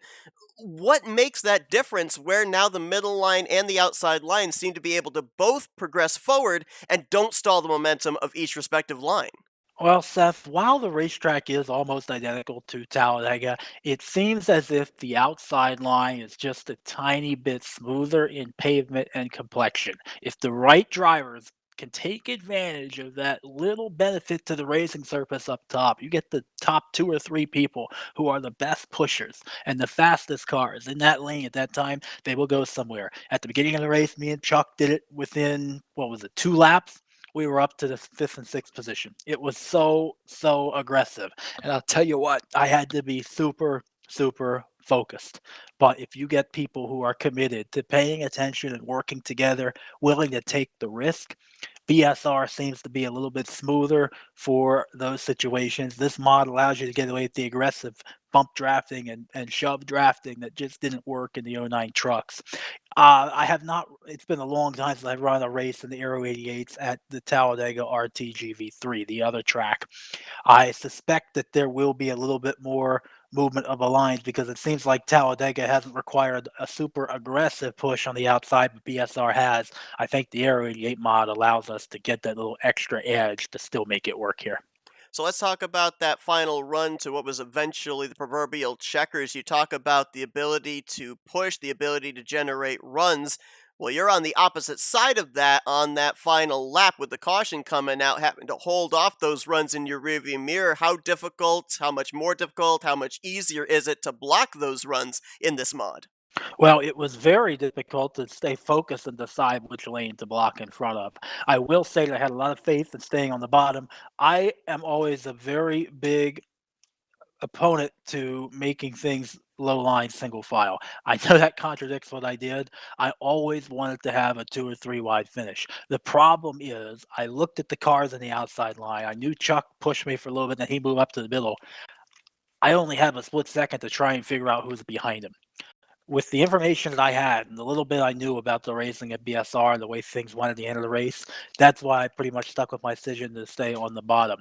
What ended up happening, though, when the caution flag decision came out, it was very simple. I realized that JT, who was behind me, he drove a heck of a race tonight to be in position at the end. I realized he didn't have the best draft up run. So that gave me an opportunity to push up to the outside line briefly and get a better angle of view out of the rearview mirror just to see where the Spirito was and any other cars that were coming. When I saw Joe come down to the bottom, I pulled up with JT. He didn't have a run. Basically, it's a swipe up the track and then a swipe right back down. And at that point in time, you have to make your best difference if you can contain the 2 lanes behind you or if you just have to make a block in the tri-oval. And it's hard to explain how you recognize the difference in the two. You have to make that split second process, decide in an instant of a second what your decision is going to be when you go in the three as to how you're going to make that work. And if you end up coming off the corner single file with a guy on a run behind you, there's really no blocking that. So you have to calculate every move you make ahead of time and just, pray it'll work out. But it's a lot of split second decisions and some of it's based on intuition. This mod probably will have a lot of 3 wide finishes just by the logistics of the way we race tonight. One of the things I love that you touched on there, you as drivers, us as commentators, we try and explain it as best we can, situations that go on, but until you actually experience it, it is very difficult to put into words. But Dante, congratulations on the victory here tonight. Kept them all at bay there, coming back to the proverbial checkered flag, the race ending under yellow to capture race number 2 of this 61st season of the Talladega Challenge Series. I know you want to get back to your celebrating, probably eat some Wawa, but before you do, the floor is yours for thank you sponsors and Yes, shout-outs. first of all, I really want to say thank you to all of our drivers. In particular, there's an important thing I have to send across here. Bob Seminara, really good driver. I want to thank you for all your help a couple weeks ago at Daytona. I really screwed you out of that race. It was a Tuesday race. I'm sorry about that, and I feel terrible. But I just got to say, you're going to win so many races this season. This is not a bad luck charm. I know it. So just wanted to pass that along. Good racing with everybody here tonight, particularly with Kelly Causey and with Chuck McClure. Craig Hagley for cutting me a break there at the end. That was a very aggressive move. That's probably the reason why I won the race, and I know he ended up in the crash. Definitely a moment that I'm sure he wants to have back. I'm probably not the most popular driver after this week. There's some other things, and I'm just trying to make sure that, we try to make sure everybody enjoys the race, and I'm just taking a step back and relaxing and savoring the moment as well. But I will say that it's very important that I thank our owners, Bones, David Cannon, Sean Prime, and Wiley, Josh, and Tim for putting on this amazing Talladega Challenge series. I also want to thank Brian and the folks at Race LM for doing so much for us and keeping this going. I know they're working through a lot of technical problems. I just want you to know we had a full field plus people that we had to do knockout qualifying for tonight, including myself. I had to qualify for knockout. It's pretty damn good to still get 47 people here for NASCAR 2003 in the year 2024. Okay, it's remarkable. And if there's any way we can just continue to keep this going, you're the man. All right. Also want to thank my family, my brother, sister, mom, and dad, and all of my friends from soccer and weather here in Charleston and around the country, all over. It's a great time, and this has probably been the longest interview, and I just really hope that we'll be able to do this again sometime. My schedule's going to be limited. I'm not going to be here every week, but it's an honor to be able to represent our league and have the opportunity to come out here and perform. Well, continuing to show that when the number 84 is in the field, definitely a threat to win. Gets the checkered flag tonight, Dante Ricky under the lights at Burnt Screwdrivers Raceway. Congratulations on the job well done. Looking forward to the next time we see you in the field. Go and enjoy this one. Thanks, Seth. Thanks, Mike. Have a great night. Stay safe with the weather. There's another big storm coming through. Absolutely. Well, Dante Ricky, Buddy your was winner moved here out this of your evening, channel. second winner on the season to Greg Palmer's win last week in the season opener. Will we have a third different winner next week when these drivers head back to Talladega Superspeedway for race number 3? Be sure to join us to find out. We'll be bringing you coverage next Thursday evening, 9 p.m. Eastern Standard Time, right here on the Flatout Racing Network. Want to thank Michael Norman for joining me here this evening. Thank you all for tuning in. Hope you guys enjoyed our coverage. We will hopefully get the issues fixed next week. I got told in the chat that apparently the core was incorrect if my quality was at 50, so we will get that fixed. Guess it put me in the default Buddy core after the disconnected update. from your Not channel. sure, but we'll get all those kinks worked out for next week. But until then, for Michael Norman, I'm Seth Cole. Enjoy the rest of your Thursday evening, folks. You've been watching another broadcast courtesy of FRN, the Flatout Racing Network. This broadcast is the copyrighted work of Flatout Racing Network and may not be rebroadcast, retranslated, or used in any form without the express written consent of Flatout Racing Network and iRacing.com Motorsports Simulations. Flatout Racing Network would like to thank you for your support, and we hope you enjoyed tonight's broadcast.